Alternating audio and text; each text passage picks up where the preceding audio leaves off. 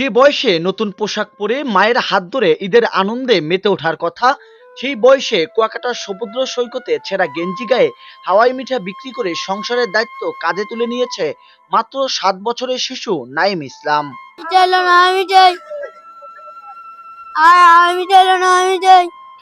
পবিত্র ঈদ উল ফিতরের ছুটিতে কুয়াকাটায় হাজার হাজার পর্যটকের আগমন ঘটেছে। আনন্দ উৎসবের এই ভিড়ের মাঝেই ছোট্ট নাইমকে দেখা যায় হাতে হাওয়াই মিঠের পাইপ নিয়ে ঘুরে বেড়াতে। প্রতিদিন প্রায় 5,000 টাকার মতো বিক্রি করলেও মাস শেষে তার হাতে আসে মাত্র 3,000 টাকা। এই সামান্য আয় দিয়েই চলছে তার অসহায় সংসার।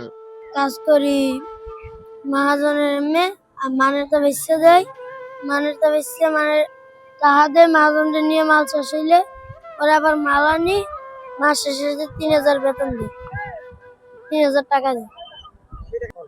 আমার মা গৃহিণী বাসায় কাম করে, আমি এটা বিক্রি করে সংসার চালাই। নাইমের মা শাহিনা বেগম জানায়, তার স্বামী দীর্ঘদিন ধরে অসুস্থ। সংসারের খরচ, ওষুধ সব মিলিয়ে দিন কাটানোই কঠিন হয়ে পড়েছে।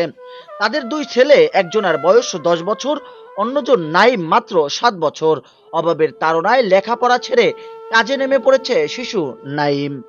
এরে তো কর্মের লেগে তো ভাই করতেছি, কষ্ট মনে করেন রোজার মাঝে না বেচা কিনা নাই, বুঝলেন? তাহলে আমি দেশে গেছি ওরা আমি কাপড় চোপড় কিনে দিতে পারছি না, ওর বেচা কিনা নাই।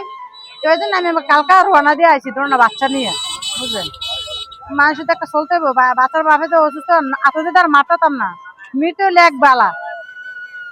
এই জন্য আমি ওই দূরানে নামছি, বাসায় এদিকে লইছি।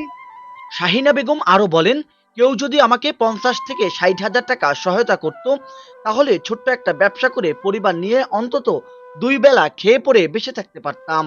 আমার টাকা যদি 50-60 হাজার টাকা এত টাকা দিলাম, বাচ্চা কাচ্চা নিয়ে আমি ব্যবসা দিলাম নইলে, বুঝলেন?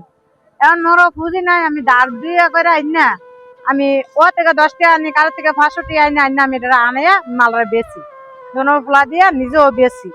তো এই জন্য আমার জন্য কষ্ট হয়ে থাকে, মনে করো আমি লেখাপড়া করতে পারছি না, এটা তো মনে করো তারাও পড়ে নাই, আমি কম চেষ্টা করি নাই। ওর ভোর থেকে ভাই আমি অনেক তো চলন লাগবো, আমার তো আর কেউ নাই, ছেলে মেয়েও নাই, এই দুটাই বাচ্চা, বুঝলেন? স্বামীও বাঁচাতে হইব বা দুনারে ভবিষ্যৎ করে যেতে হইব। এই জন্য আমি দুনারে লিয়া নামছি, কষ্ট করে জানি খরাত করলো, জানি কেউ দান না খাবো। শিশু নাইমের কণ্ঠে ভেসে আসে দায়িত্ববোধের ভার। সে বলে, বাবার ওষুধ আর মায়ের জন্য বছরে একটি নতুন শাড়ি। নিজের জন্য কিছু না কিনতে পারলো মা বাবাকে খাওয়াতে পারছি, এটাই আমার সব থেকে বড় পাওয়া। নাইম আরো বলেন, মা মানুষের বাসায় বাসায় কাজ করে আর আমি সৈকতে কাজ করি, এভাবেই চলছে আমাদের সংসার। আমার মা গৃহিণী বাসায় কাম করে, আমি এটা বিক্রি করে সংসার চালাই। কবে থেকে বিক্রি করছি? 1 মাস হয়ে গেছে। এখন যে বিক্রি করতেছি 20 টাকা করে। পর্যটক আইলে চিপস দেয়, চিপস মিস চাটা খাওয়া, সেজন্য আমি খাই। পরে যদি ভালোবাসে মনে করেন 100 টাকা 50 টাকা এরকম দিয়ে যায়। এই দৃশ্য দেখে আবেগপ্লুত হয়ে পড়েছে পর্যটকরাও। তারা বলছে, যে বয়সে একটি শিশু আনন্দে মেতে ওঠার কথা, সেই বয়সী নাইম জীবন সংগ্রামে নেমে পড়েছেন। এটা অত্যন্ত দুঃখের বিষয়, আমাদের সমাজের জন্য একটি বড় বার্তা। আজকের আমাদের ছেলে সন্তান নিয়ে বাংলাদেশের অন্যতম পর্যটক কেন্দ্র কুয়াকাটা আসছে। এই যে আমারও সন্তান আছে, এদের বয়সী এরা আসলে এই বয়সে এসে দেখেন তারা পেটের দায়ে আজকের এই জীবিকা নির্বাহের জন্য এই মাকে নিয়ে, বাবা অসুস্থ, তারা আজকের এই পর্যটক কেন্দ্রে মানুষের দ্বারা দ্বারা এই 10 টাকার একটা পাপন অথবা এই বেচতেছে। আসলে সত্যি বলতে কি, আমরা যারা একটু এই সমাজের জ্ঞানী গুণী অথবা যারা সামাজিক সেবক বা যারাই বলি না কেন, একটু স্বাবলম্বী আছি, তারা যদি একটু সুনজর রাখি বা আমাদের স্ব স্থান থেকে যদি এই পথ শিশুদেরকে একটু স্নেহ দেয় অথবা যদি মায়ার চোখে দেখি, তাহলে কিন্তু এই দুর্দশাগুলো আর থাকে না।